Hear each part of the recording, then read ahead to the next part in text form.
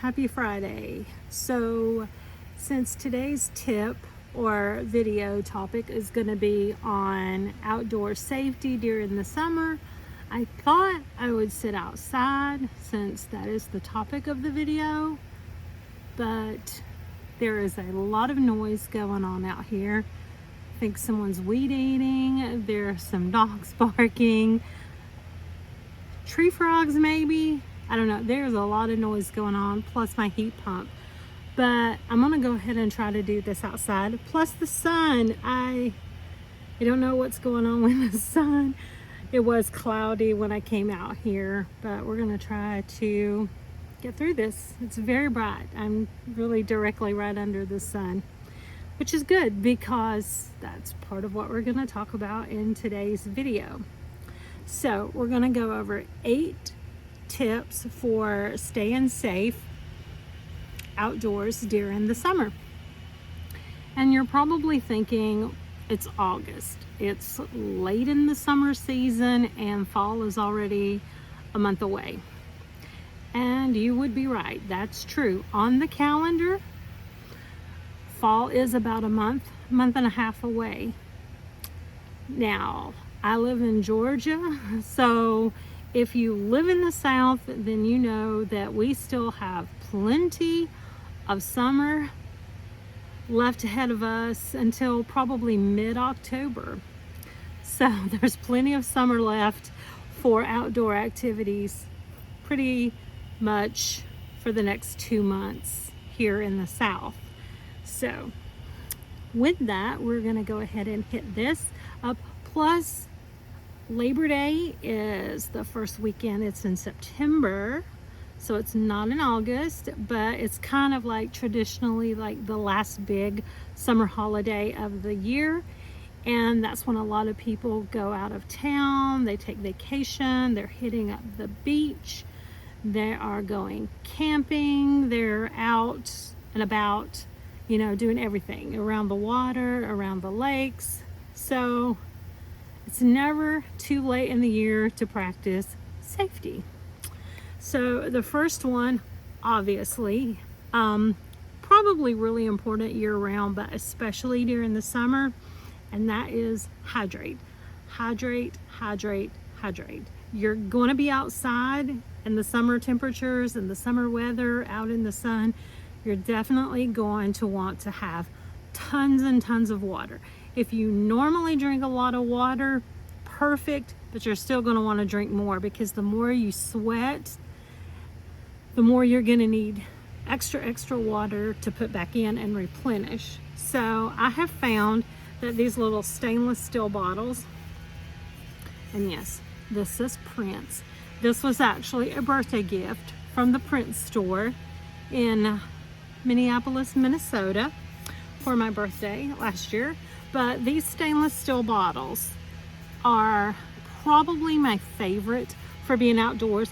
I fill them up like the night before and put them in the refrigerator, so they're super chilled, and I guess they're insulated. The stainless steel is insulated because they will keep my water cold pretty much all day long. So if you can get a hold of these, stock up on these. Otherwise, just make sure you have tons of water on hand. In addition to that, you're gonna find sources of shade. If you're out at the beach all day, if you're out on the lake, whatever you're out doing, you're just gonna wanna find areas of shade just to kind of get out of the sun, just to kind of take a little break.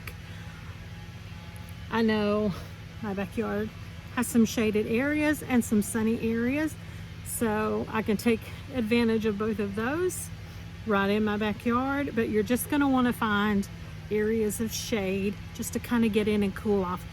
If at all possible, even find somewhere indoors, a covered, like if you're at the lake, maybe one of the picnic pavilions that has the covers.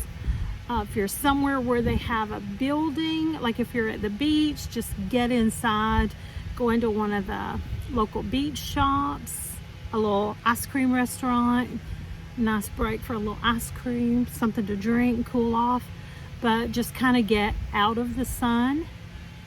Take breaks to get out of the sun and just find an area to get either in the shade or inside in the air conditioning. Clothing, you're gonna want to wear lightweight clothes and light colors. You don't want thick, heavy black t-shirts because they're just gonna draw the heat and they're gonna cause you to sweat more and they're gonna cause you to just be hotter. So you're gonna want a good lightweight, light colored clothing. If you're working outside, you're definitely gonna wanna find fabrics that have the moisture wicking, something that's just gonna like pull the sweat off of your body and just kind of like help keep you dry. Then you're also gonna wanna have a good sun protection. This is just some, I think this is, yeah, Target brand. This is just a spray on sun protection. You're gonna wanna have bug protection. And you know, DEET, no DEET, I think that's probably a personal preference. I've never had any issues with using bug repellent that has DEET in it, so I use it. I use whatever I can get a hold of, honestly, because again, living in the South, we have mosquitoes, we have gnats, we have biting flies. When I lived in Florida, we had those little no-see-ums. I don't know why they call them that. Probably because they're just little, almost invisible bugs that will eat you alive. So this is extremely important. Another thing is that you're going to want to have a good understanding of your environment, especially if you're going out of town, out of state, like you're going camping, going, you know, to the beach, somewhere that you're not normally used to. You're definitely going to want to know the environment. What kind of, if you're like in the woods, if you're camping, hiking, what kind of plants, bugs, you know, like you want to know your poison ivy, your poison oak, different kind of bugs, again, like the no-see-ums, and animal safety. What kind of animals are in the area? Like, you know, if you're hiking in the woods, are there bears in the area? Snakes. I live in the South, in the woods, all around. There's snakes everywhere. So kind of know what types of snakes are native to the area. Kind of get a basic understanding what's poisonous, what's not poisonous. If you don't really know the area and you're not that knowledgeable on snakes, best thing to do is just to try to avoid them. If you see a snake, you know, obviously you're going to want to try to get away if you don't know if it's poisonous or non-poisonous. So I treat them all like they're trying to murder me. I treat them all like they're deadly, so that way I don't bother them and they don't bother me. But know the area that you're in. Again, like if you're going to the beach, I remember living in Fort Myers, like from May to October was stingray season. There were signs up everywhere, but that's something you'll want to know. If you're in the water, you know, you need to be aware of the stingrays, jellyfish. I said stingray, but it's jellyfish. You're going to want to know of what's in the water around you, what can sting you, bite you, hurt you, what's poisonous, you know, what can just like burn and hurt but won't kill you, what can kill you. You just want to know the environment that you're at. Just kind of, you know, educate yourself about that. Food safety. If you are out, you know, like camping out, having a barbecue, a cookout, you definitely want to have a way to keep cold food cold and warm food warm without any kind of foodborne illnesses coming out. So, you know, you just need to be a little educated on, you know, food safety. You know, so pack plenty of insulated coolers for your cool stuff. Have a way of keeping warm things warm without letting them get too hot, without letting them cool off and allowing bacteria to grow in those. You just definitely not want a fun family outing ruined by, you know, a foodborne illness, you know, a little food poisoning. Never want that. If you're out in the summertime, everybody's always around water, so you're definitely going to want to know some water safety. You know, life jackets. Is there a lifeguard around? Do you know how to swim? If you don't, you know, do you have access to a lifeguard? If you're in an area that doesn't have a lifeguard, do you have cell phone service in case there is an emergency? Does anyone around you know how to swim? You know, again, knowing what's in the water. If you're at the beach, you know, knowing about the jellyfish, the stingrays, anything that can hurt you. If you're in the river, around the river or lakes, there are snakes. Are there any type of fish that can hurt you? Catfish. Catfish are in the lakes, and they have barbs that can hurt you. But in the ocean, in the Gulf of Mexico, they have a type of catfish also down there, and their barbs can be poisonous. So just kind of know, that kind of goes back to, you know, like knowing the environment, but practicing water safety. Temperature changes, particularly at night. You know, it can be like super warm during the day and then can get really cool, or not really cold, like not freezing yet, but it can cool off a lot at night. Are you, you know, prepared for that? Are you equipped for, you know, the temperatures that cool off at night? Do you have an extra blanket? You know, do you have fire at night if you're camping out?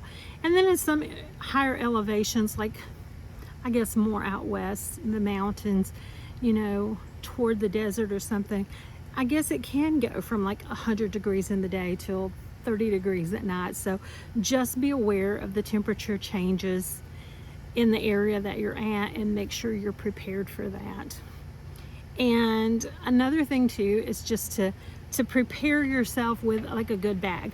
This is my bag that we take when we go hiking, and if we take the dogs for a walk.